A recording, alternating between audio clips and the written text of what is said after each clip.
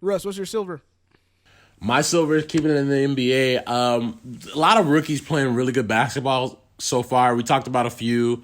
Tyler Hero's played really good basketball for the Miami Heat.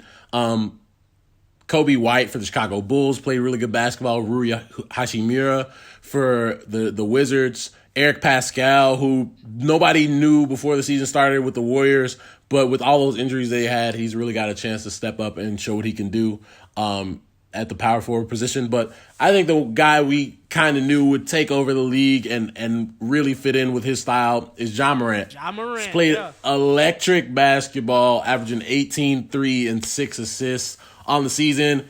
Bouncy, he's quick, nasty layups. He's been able to distribute the ball well, and he's only going to get better so far. So I think he's honestly hands down the lock for Rookie of the Year. And I don't really think anybody can stop him right now either. God forbid he gets injured. Like, that's not what we want. But he's played really good basketball. The only thing I would say is I want him to bulk up a little bit in the offseason because he's a little thin. He's already had one bad fall where he had to be out a couple games. So really excited about Ja Morant. I think he goes right along with the explosive point guard era we've seen in the NBA over the last 10, 15 years, and it's really going to be a lot of fun to watch that Grizzlies team. No, for sure. Ja Morant definitely. He has a lot of Iverson Westbrook tendencies, like with the athleticism, the way he can get to the rim, the way he can break people down. He's my pick for Rookie of the Year. I think right now Kendrick Nunn has him statistically, just from a points and assists standpoint. But just to see what Ja's doing, where he's like basically like the leader of that offense, leader of that team, I think it's more interesting and more impressive to see how he's doing that on a Memphis Grizzlies team that doesn't really have that much talent. Whereas Kendrick Nunn is kind of playing like the second, third role guy, and he's just really thriving off of Jimmy leading the team. So I definitely think Ja Morant is the lock there. But I think there's a lot of good rookies. Like you talked about Rui Hachimura. Can't leave Tyler Hero out, even though he's also on the Miami Heat. And then definitely Eric Pascal. I mean, he's had, a couple 30-plus point games. Yeah, he's far. been playing really well. He's been playing really well. I'd like to see what he does with the Golden State Warriors, who are just tanking right now. So it's interesting to see that. So I think this is kind of a 3-4 person race. But I mean, just purely off highlights alone, man, Ja Morant is really impressing me. I mean, I think we all knew he was going to be good, but what he's been doing, I mean, he's been breaking down like good defenders in the NBA. Like these are grown men, and this dude is 20, 21. So definitely shout out to Ja. I think he's the Rookie of the Year so far through this 19 actually. Oh, he's 19.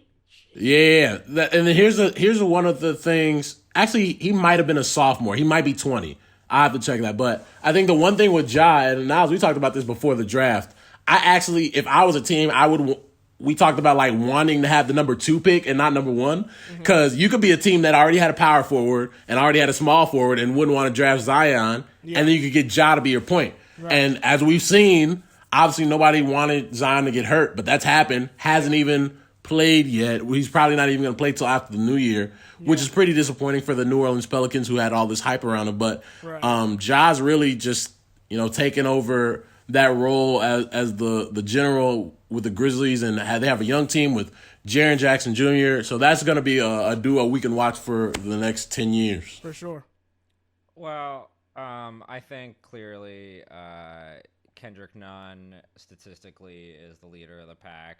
I really love what Ja Morant is doing. The difficulty of his rookie season is so high. His age, the fact that he's having like a Donovan Mitchell-esque season where he's like leading the team and actually taking a team way above where it should be because he is, learning to really become a leader. I would have Ja Morant as my Rookie of the Year as well, just because I respect so much what he's doing this year. Yeah, Memphis. That's what I'm saying. He's like, it's such a high difficulty situation. He's not gonna get really the shine of for what he's really doing. A lot of those points were high difficulty. A lot of times he did some really clutch things. Like he hit a buzzer beater against my Jazz. It was painful. He's really, really impressive. Though, I mean, can we acknowledge Kendrick Nunn, undrafted? That's the pick of the year. I mean, it's the value of what the Miami Heat got for that. They should be commended for that. Like you said, Rui Hachimura was like, he was really lambasted in the draft, saying, this guy's a bust. Yeah. And nobody would even touch him. He's done fantastically. He's averaging 16 and 8. I have a hot take here. I still think Zion is in contention for this. I think he could make a second half of the season run that, these guys that we are talking about, they're in really low market situations with no TV. I really feel like Zion Williamson could snag this and steal it, just like Ben Simmons stole it from Donovan Mitchell. I feel you, Ja. I know what could happen to you.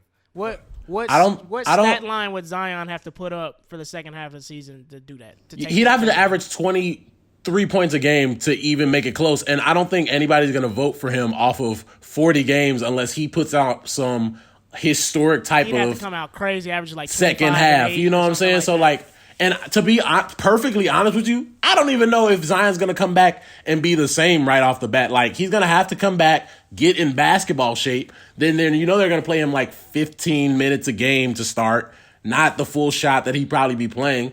And, maybe he's overweight when he comes back. We've already seen pictures of him, and it looks like he's gained some weight.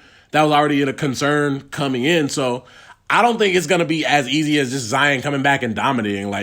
It's going to take some doing on his part and on the Pelicans' part to even get him. Because the Pelicans, they're not some playoff team, but they've been playing pretty decent basketball. Brandon Ingram has taken over. Yeah. This is a guy who I thought was a bust for a long time, and he's really coming to his own this year. So to just say Zion would come back and take over, I think we got to pump the brakes on that one. Yeah, you wrong, nigga.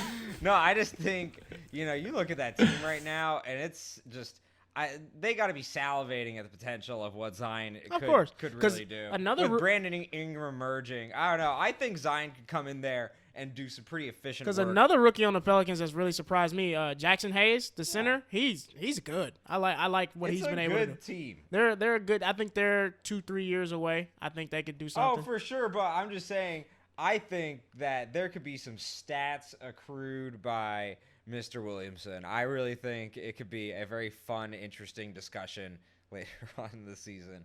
But anyways, is that pretty good for I think the consensus is Kendrick Nunn is definitely the scouting pick of the year, but Ja Morant, I think, rookie of the year for sure.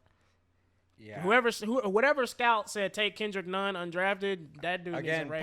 Pat Riley killing it. You gotta give it to him because he's the one who makes the final pull and final trigger on these moves. So it's impressive. Yeah. Shout out to the Irishman. What's your silver topic?